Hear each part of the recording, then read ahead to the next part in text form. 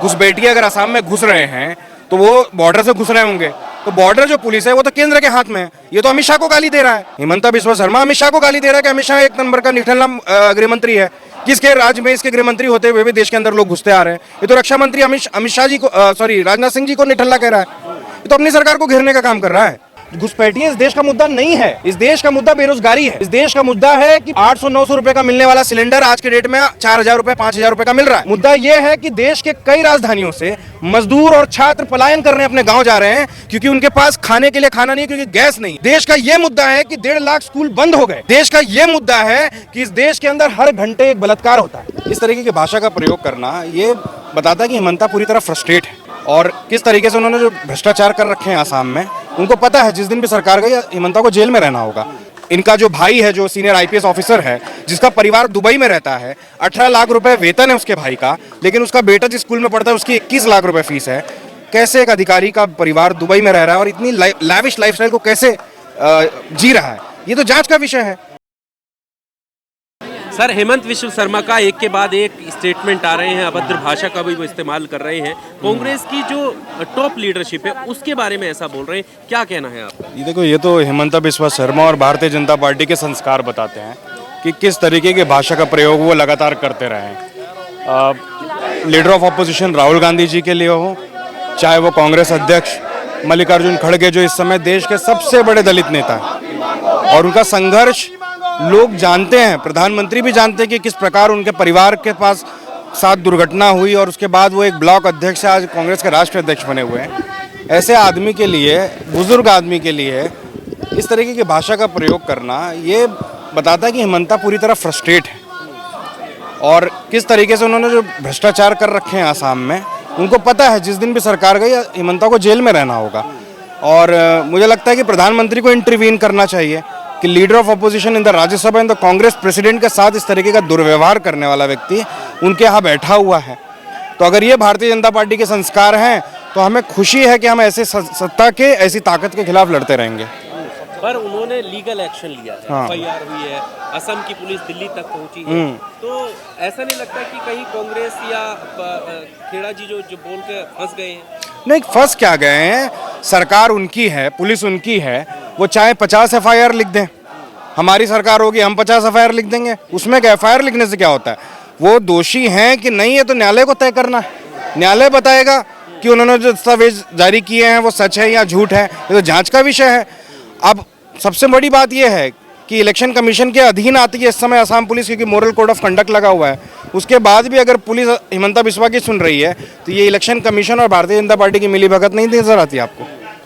पर जिस तरह से आजम खान का मामला था, फर्जी पैन कार्ड और आधार कार्ड के मामले में वो जेल काट रहे हैं, अब अगर इतना बड़ा मामला है कि तीन उनके फर्जी पासपोर्ट पाए जा रहे हैं, तो नहीं लगता कि यहाँ पर भी लीगल एक्शन की कार्रवाई कांग्रेस की तरफ से शुरू होनी चाहिए? कांग्रेस तो सरकार में अगर होती तो लीगल एक्शन शुरू होता। ये जो मामला है ये केंद्र का मामला है, मिनिस्ट्री ऑफ एक्सटर्नल अफेयर इसकी जांच कर सकती है। हमारे पास तो मिनिस्ट्री ऑफ एक्सटर्नल अफेयर है नहीं, तो हम कैसे जांच करेंगे? ये तो सरकार को, ये तो जयशंकर को या मोदी को आगे आकर इसकी जांच करानी चाहिए कि इनके अगर आरोप लगे हैं कि 52,000 करोड़ रुपया व्यमिंग यूएस में है, इनका जो भाई है जो सीनियर आईपीएस ऑफिसर है जिसका परिवार दुबई में रहता है, 18 लाख रुपए वेतन है उसके भाई का, लेकिन उसका बेटा जिस स्कूल में पढ़ता है उसकी 21 लाख रुपए फीस है। कैसे एक अधिकारी का परिवार दुबई में रह रहा है और इतनी लैविश लाइफस्टाइल को कैसे जी रहा है, ये तो जांच का विषय है। इसमें तो जांच होनी चाहिए कि किस तरह का भ्रष्टाचार में लिप्त पाया जा रहा है ये आदमी। इसका पूरा परिवार भ्रष्टाचार में लिप्त है। असम के अंदर आज के डेट में फ्री वॉइस नहीं, चाय के बगान से लेकर जितनी भी किसानों की जमीन है उस पर हिमंता बिस्वा शर्मा की फैमिली कब्जा किए जा रही है। तो क्या ये लोगों को नजर नहीं आ रहा है क्या? ये कहा जा रहा है कि घुसपैठियों को बचाने के लिए ये कांग्रेस जो है वो इतना तिलमिलाई हुई है। अच्छा, सरकार पिछले साल से 12 साल से इनकी है।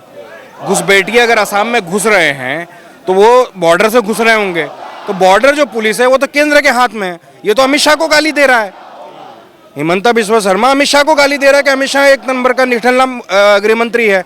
किसके राज्य में इसके गृह मंत्री होते हुए भी देश के अंदर लोग घुसते आ रहे हैं। ये तो रक्षा मंत्री अमित शाह जी को सॉरी राजनाथ सिंह जी को निठल्ला कह रहा है। ये तो अपनी सरकार को घेरने का काम कर रहा है।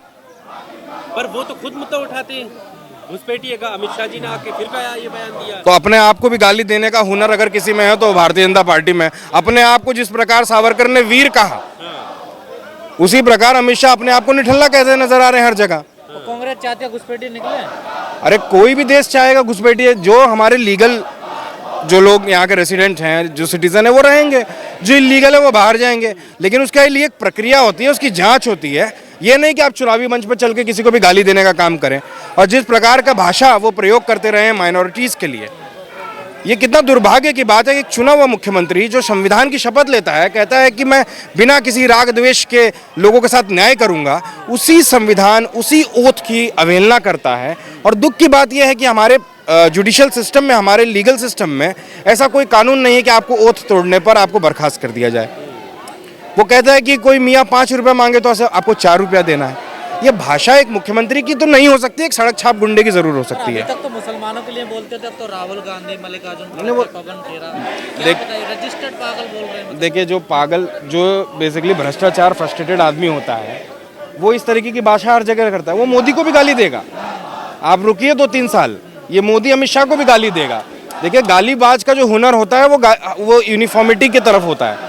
वो आज राहुल गांधी जी और मोदी जी को, खड़गे जी को गाली दे रहा है, कल वो अमित शाह और मोदी और अडवाणी सबको गाली देगा। वो उसके संस्कार का हिस्सा है। वो क्या करता था, उसकी जांच करो, किसकी लाइजनिंग करता था, उल्फा की लाइजनिंग करता था, किसकी लाइजनिंग करता था। तो क्या कानूनी कार्रवाई नहीं हो सकती इन पर? भाई, सरकार अगर हमारी होती तो हम कार्रवाई करते। माननीय न्यायालय में भी अगर हम जाएंगे तो आज के डेट में जो हमारे सीजीआई हैं सूर्यकांत जी, वो इतना ऑफेंड हो जाते हैं जैसे उनके किसी परिवार के मुखिया को किसी ने कुछ बोल दिया हो। आप एक पिटीशन लगाइए। आज मैंने एक खबर पढ़ी कि सरकार पीआईएल को, केंद्र सुप्रीम कोर्ट कह रही है पीआईएल को खत्म कर देना चाहिए।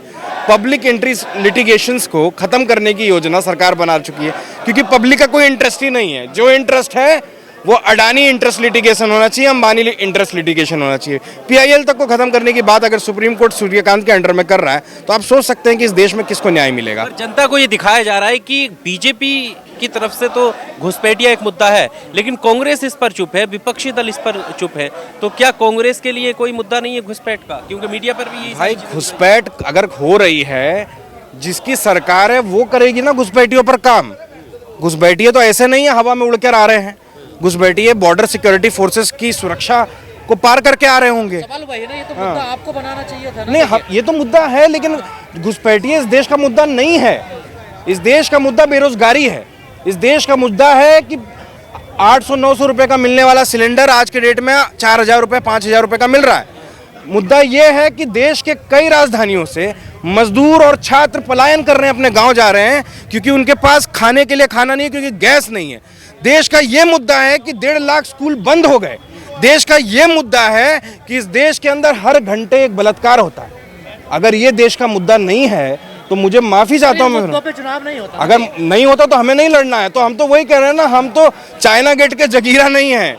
हमारे पास मोदी और फांसीबाज से लड़ने की हिम्मत तो है, लेकिन इनके जितना कमीनापन नहीं है। सर, आपने रोजगार की बात करी, ये यहाँ पर भी घुसपैठ का मुद्दा उठता है कि हमारे देश के युवाओं का रोजगार घुसपैठिए खा रहे हैं। यहाँ तक बयान आती है। कौन घुसपैठिए खा रहा है? जो बाहर से मैं तो कभी नहीं देखा। जैसे हम लोग इंडिया में लोग देखते हैं कि लोग मरे जा रहे हैं कि यूके का वीजा मिल जाए, कोई मरा जा रहा है कि अमेरिका का वीजा मिल जाए, कोई मरा जा रहा है कि उसे दुबई में नौकरी मिल जाए।